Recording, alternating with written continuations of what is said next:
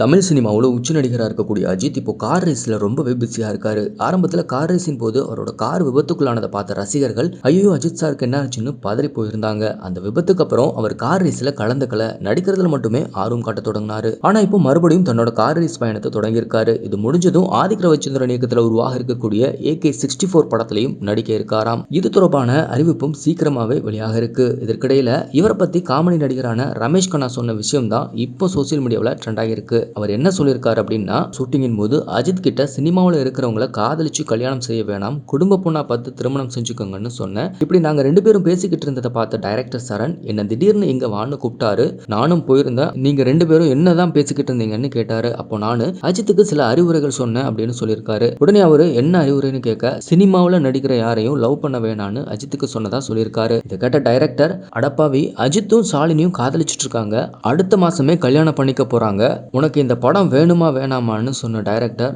இதோட விட்டுருன்னு சொல்லியிருக்காரு. உடனே அங்கிருந்து எதையுமே பேசாம அமைதியா வந்திருக்காரு நடிகர் ரமேஷ் கண்ணா. இதை ஒரு படத்தோட மேடையில ரமேஷ் கண்ணா சிரிப்போட சொல்லியிருக்காரு. இந்த விஷயம் தான் இப்போ இணையத்துல பேசு பொருளாகி இருக்கு.